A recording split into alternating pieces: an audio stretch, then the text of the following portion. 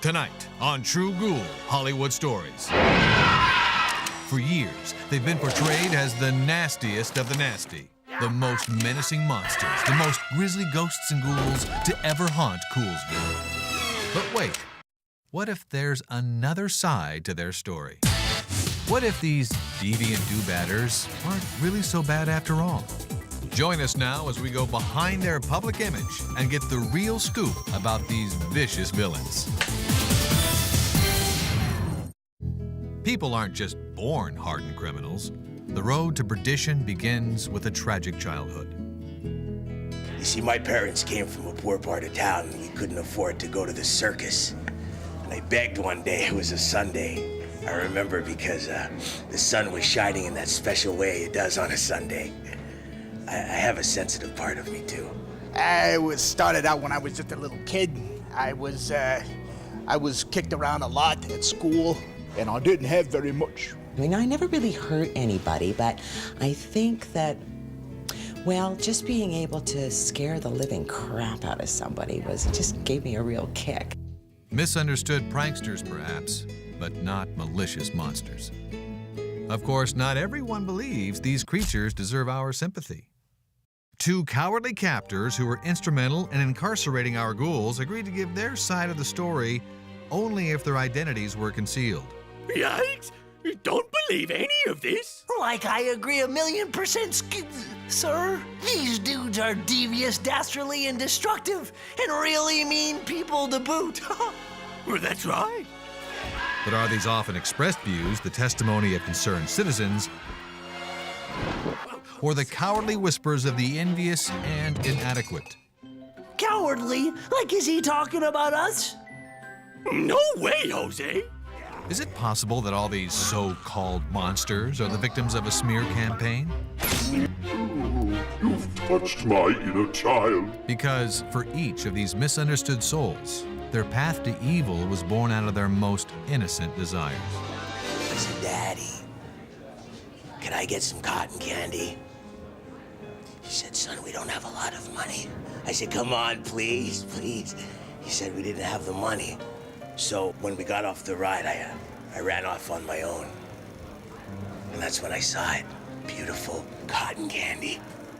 My mom is the one who got me into it. She was a pirate, and we went everywhere, all over the world, and she taught me the tricks of the trade. I mean, I tried so many things. I don't know if you heard my first business, Aggie's Awesome Ants. They're chocolate-covered ants, and I made them. Jeez, friend. Like these scuzzy scaries are totally schizo. Uh-huh. Oh, that's for sure. Don't believe them. They're scary. These monsters are really scary. But scary doesn't have to be a bad thing. So why can't these hard-working monsters catch a break and get credit for pursuing their dreams? I was always making potions and stuff like that. So that was the inspiration, sort of, was when the Martian came to me in the dream and said, why don't you make yourself into something you've always loved? And I've been everywhere. I traveled, I've seen a whole wide world. It's a good business for that. But sometimes I do get a little lonely. I ran off on my own. And that's when I saw it. A beautiful tub of cotton candy. So I jumped inside, and it was like cobwebs all over my body. And that's when it all started. I didn't have a lot of friends, but boy, I look sweet. Sweet? Oh, they're monsters. Yeah, and all this food talk is giving me the munchies. Don't these poor monsters deserve our pity? No! Ignore that. The truth is, in every case, their tragic downfall stemmed from one source, one cause: the showboating simpletons of Mystery Incorporated. Next thing I know, they started pushing me together. You know how cotton candy gets squished, and I was... They carried me off. And that was the end of the fun. Well, that was just the one time when they snuck up on me. I didn't sneak up on them, and there they had me, and that's all I want to say about it. I'd rather not talk about that, if you don't mind. It still brings back memories. Man, at least this little horror story has a most excellent ending, Scoop. Yeah, excellent. Yet despite their despicable defeats, these praiseworthy pursuers of power remain unbowed. What? When I get my hands on that Shaggy guy and a Scooby-Doo that meddling mutt. Sorry, I'm choking up. You see, when I get violent, I choke up like that, and tears start to come to my eyes.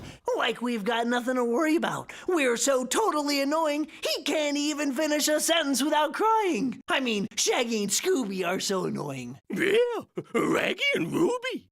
So annoying they're lovable? Is it possible that this reporter has been too harsh in his assessment of those so-called meddling detectives? Are they actually heroes? Until next time, this has been a true Ghoul, well, mostly true Ghoul Hollywood story.